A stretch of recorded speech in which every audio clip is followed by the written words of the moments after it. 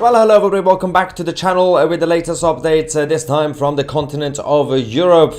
It's a very busy evening now.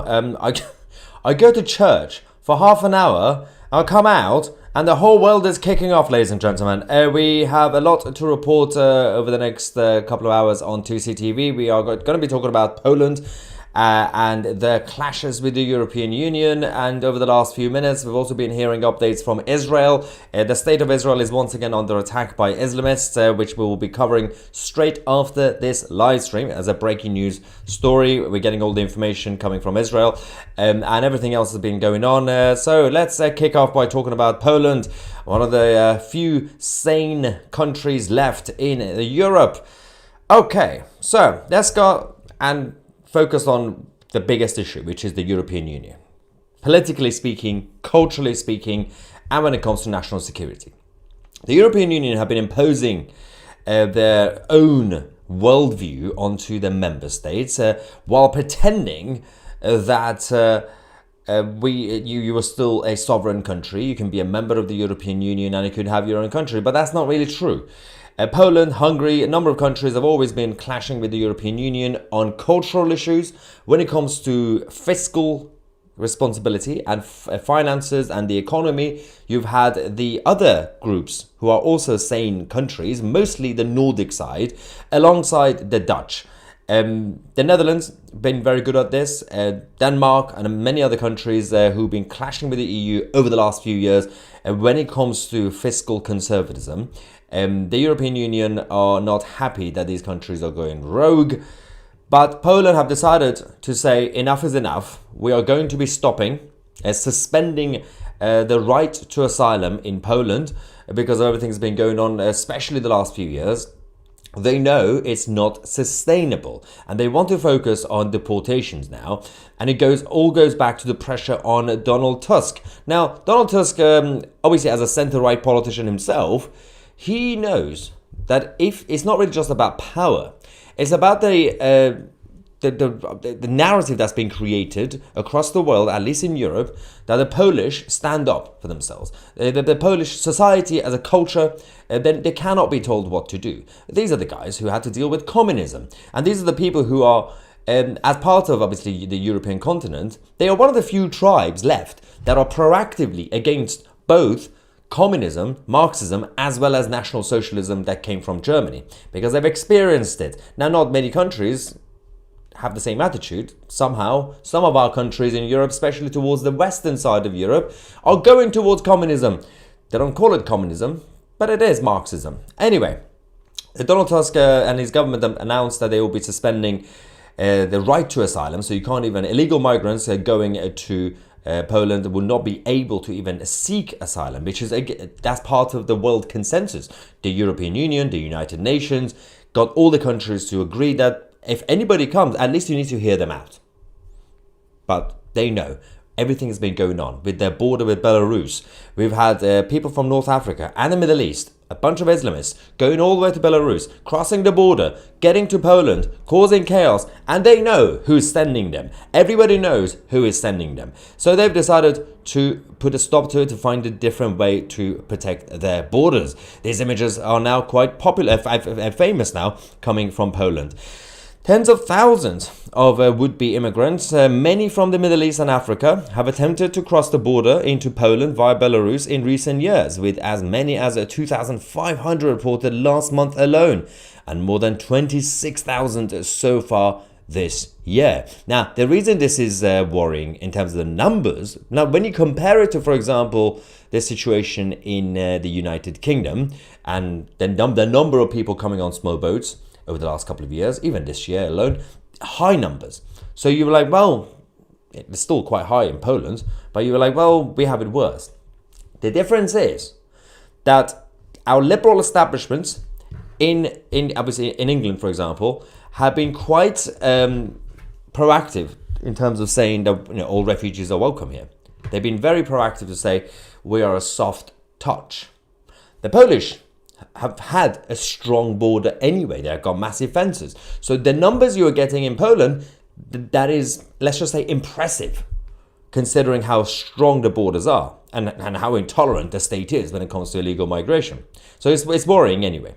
Now, Donald Tusk obviously was talking about the EU's migration pact, and he said that if he takes a beating, he intends to remain absolutely firm and uncompromising in implementing this migration policy and demanded recognition from the EU. He said, "We will not respect or implement any European or EU proposals if we are certain that they threaten our security. The state is responsible for ensuring that people who come to Poland are those who want to work honestly, pay taxes, integrate into Polish society and study at a legitimate university. And these are the people who deserve respect and recognition." That is very true. But that is not been the policy of the Eurocrats. Ironically, the policy of Donald Tusk himself when he was in the European Union, when he had a role inside the European Union. But now that obviously he's in charge of governance in Poland, he's been under a lot of pressure from his own party as well to do something, and he knows he has to. And they are doing it. Now, this suspension will create a domino effect across the European countries that people can see the best case studies, in this case, Poland. Well done, Poland. Now, a number of groups are kicking off. Amnesty International, ladies and gentlemen, the Marxist-funded, anti-Western, anti-humane Amnesty International are not happy. They are crying because Poland wants to protect its country. They are crying because their world consensus is being crushed by the counterculture. They are crying because conservatives and patriots from the Western world are rising up slowly but surely. We are seeing it in the United States with the MAGA movement. We are seeing it in Australia with the Liberal Party. We are seeing it in Canada with the Canadian Tories. We are seeing it in many places, France with Le Pen and elsewhere. Everywhere apart from the UK. I mean, we have technically Reform UK, but it's not really a widespread movement yet. It's still a new party. And the Tory party in the UK, it's probably best not to even talk about them at this point. It is all kicking off, not just when it comes to Amnesty International, but ladies and gentlemen, Ursula is not happy. Poor Ursula von der Leyen. Ursula von der Leyen only cares about her own power. She only cares about the vested interests around her and her own clique, because she's loving it. She was serving in the German government. She had a terrible track record as a German minister under Angela Merkel. But now that she is the dictator of the European Union, she is willing to betray her own country. Many times over the last couple of years, she's made rulings against Germany. And you would think that if a German leader becomes a dictator of the European Union, well, they're going to be biased towards their own country. That would be more the common sense, right? Considering the whole European Union is a corrupt institution anyway, right? It would make sense. If you're German, you're going to be helping Germany. That used to be the case. But no, because Ursula doesn't actually care about Germany, just like her other predecessors from that country. A lot of the German leaders don't care. The German mainstream politicians don't care about Germany. Angela Merkel was ashamed of the German flag. Ursula von der Leyen is ashamed of German sovereignty. They are ultra-globalists. They're not normal globalists. They're not just random internationalists who believe in free trade with the other countries. No. They want to completely bring down the concept of sovereignty and democracy and nationalism because they are ashamed of their own nationalism. They are ashamed of their own heritage. And that's why they want to bring down everybody else, because it will be easier to manage and control populations if everybody is just part of a number. You can just have the multinationals helping with the governments to create a consensus. And for example, Donald Tusk in Poland, on paper, center-right. Technically not. Obviously, in reality, he's not. He's been under pressure to do something. Now, some of his sides are slightly more center-right. They're not right-wing. There's a difference between being right-wing and center-right. Tusk himself is still a centrist globalist. We know that. Despite his past, despite he wants you to believe, hey, I was always more conservative leaning. Sure, we believe that, Donald. But no. But at least Poland and the spirit of patriotism Poland means that when the population put pressure on the political leaders, they have to do it. It's called democracy. Now, the liberal media want you to think is pure populism, and they use the word populism as if it's some sort of taboo, as an insult. There's nothing wrong with populism. Populism is not a political ideology, it's a strategy. You can be left-wing populist, you could be right-wing populist, but listen to the people, listen to the populace. It does help if you want to have a sustainable society. Now let's get some reaction. Of course, as I said, straight after this live stream, we're gonna have literally a few minute break and breaking news from Israel and the Middle East. It's all kicking off there again. As I said, I went to church for a few minutes, came back, everything's changed, and I'm slightly behind schedule. Let's get some reaction from the live chat. First, the super chat from Hamsley saying, "Big up Poland." Absolutely, go on Poland. BG says, whenever I see a video of Justin Trudeau, I think to myself, man, my gaydar is working today. Justin Castro Trudeau, for the record. Let's get to some of the non-super chats as well. Raphael says, Tusk, centre-right? Lol. Exactly.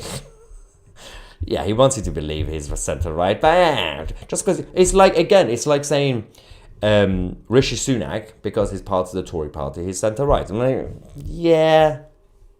On paper, doesn't work that way. And it says, spitting facts again. Alex says, ancient empires operated the same way the globalists do. But empires were by default globalists, that's the point of it, yeah. They conquered people and then redistribute populations throughout the empire to permanently subdue and the conquered. Yes, exactly. There's a lot of supportive comments towards Poland, and there's an interesting comment. Loving your country isn't racist. Of course it's not. That was never the case in the past anyway, but it has become these days. Yeah. Reminder from Manusha. Guys, we are 2 weeks away from Tommy's Patriot March on 26th. Yes, a big shout out to our team who've been, obviously, the United Kingdom team who've helped organize this event for us, which will be towards the end of the month. Yes, as Manisha say, we only have 2 weeks left. Obviously, Tommy will be hopefully there, and everybody else and myself will be making a speech, and as usual, the usual stuff that we do, and it will be beautiful. There are no centre-right people anywhere near politics at the moment. There are, they just don't get really power. I mean, it depends on the country as well and the culture. Why can't the UK be more like Poland? Let's not forget, society and culturally speaking, Poland is different to the United Kingdom. By default, the English, specifically the English, as well as, of course, the Welsh, Scottish and all the others, they are small c conservative. So by default, the United Kingdom, the British people, are small c conservative, not big C, not Conservative Party, but conservative-minded people. But compared to, for example, Eastern Europe or East in general, even Japan and other places, the Brits are more liberal. Not fully liberal, not fully social liberal like California, but there is an element of, they call it tolerance. We are so proud, we're tolerant, you can do whatever you want, fine. The traditional values are less here now than Poland. I mean, perfect example in comparison, as I said, I just went to church, Sunday Mass, and obviously massive credit to all those in the UK who still go to church, but compare the same Sunday, churches right now, as we speak, I mean, it's a bit late now, it's like 9 o'clock in Poland, but the services that you had across today in Poland, churches, local churches, just go and see how many people are going to church compared to how many people are going to an average church in the UK. Now, there are churches in a lot of communities in the UK that are completely packed, absolutely, every Sunday. But there are also many churches that are quieter. That's just one example of the difference between the Polish society and in Britain. And it's not really just about religion. It goes hand in hand with everything else. Now, the Polish society will also have certain views that is common sense, but the more liberal-minded Western Europeans would say, oh, that's backwards, oh, that's very conservative, that's too traditionalist. That is why the UK, as it stands, can't be like Poland. Also, the mass migration and multiculturalism in the UK, compared to places like Poland, has completely destroyed the fabric of common culture. We don't have a common culture anymore. There's a lot of British people who can't even define what Britishness is. They can't define British values. Kids in schools, they can't. Even in America, even the liberal kids in liberal schools, they have their own definition of what Americanism is. They still know the flag. They know what America was supposed to be. Not here. Anyway, let's get some super chats again. Donna says, what's with the posters saying cheap fares for counter demo on 26 backed by unions? This is what they always do. So every time we have a rally, there's a counter protest, which is funny because it's not a counter protest, it's a protest, because ours is not a protest. Although this time it will be a protest. So the counter protesters have always been there. They've always organized the counter demos, and it's funded by various groups, trade unions, and George Soros, now Alex Soros, and Open Society. They always help the counter protesters to get on the bus and get to London from across the country, because they have the money and they have the funding and everything else. Obviously, we don't have that, so. Yeah, Moog says, do you think they would take us genuine refugees? Well, Poland. Imagine. And Kate says, thanks for all your hard work, Maya. Thank you very much, Kate, for your support. RCW, ladies and gentlemen, says, are you being paid by Israel? Well, it depends what Israel is. Is it the Israeli government or a random Jew in Israel? Because we have supporters from Israel watching this right now, and they regularly send us super chats. So technically, I am funded by Jews, as well as Christians and others. But Mossad have been very bad at sending me my paychecks. So technically not. It is good, because for those who are familiar with 2CTV, you guys know, depending on what I report, my job is to report the news.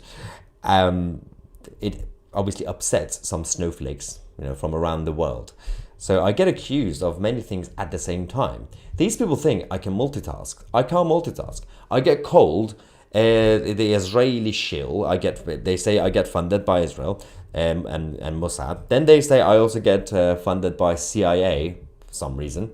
Apparently I also get funded by MI6, CCP, Kremlin, the IRGC in Iran, and many other places. I should not be here. I should be in a mansion if I get paid. Also, I can't multitask.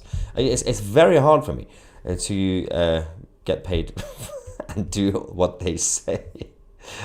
Right. We have another super chat. Thank you so much for the support. And Vinny says, birds need a left wing and a right wing to work together in order to fly. Democracy. Thank you, Maya, for being the true news outlet. Respect. Thank you so much. I'm also funded by the Brits, as you can tell. That's MI6. So that's how it works, right? Mossad, pay after, not before bloody Jews. Yeah. Oh, Mossad. He's basically Mossad Tusi. That's basically my name, yeah. Mossad Tusi. Yeah. Lenny says, Maya, you're funded by us. We who support you, sir. Thank you so much. But to be fair, most of the funding for the business, for 2CTV as a business, as a channel, comes from advertising. So not individuals anyway. It's advertising on YouTube. Although most of the videos get demonetized. But the biggest funding comes from ordinary people who support the channel. And the way they do it is, of course, they join 2CTV Plus, our own independent platform. Why not join 2CTV Plus and get access to our premium shows, documentaries, and our chat forum if you want to get access to talking to me and like-minded people as well? You could go on 2ctvplus.tv. And the good news is we're also working on our upcoming 2CTV app to make it even easier for you guys to get access to the programs, and obviously if you want to watch it on your smart TV and the usual stuff as well. So if you want to fund 2CTV, you're not funding me, it's the business. We have a team to support. It's a business. Hardly any of it goes to me at this point. There's a lot of cost around all this nonsense in the background in terms of the infrastructure of the app and the website and salaries. Anyway,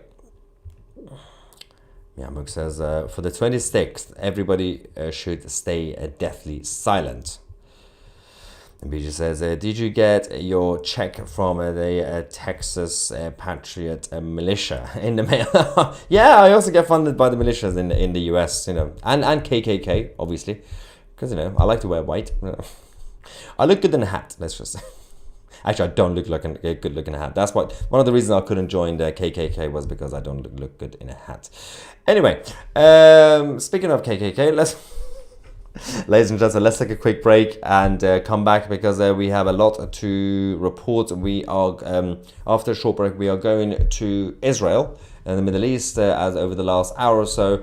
The state of Israel has been under attack, a huge attack this time from the Lebanese side, Hezbollah, with the help of the IRGC.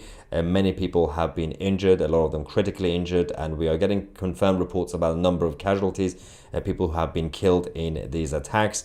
We're going to keep you guys posted as usual on this channel. We'll take a break and come back. Thank you so much for watching. I'm Maya Tusi, and we are the media.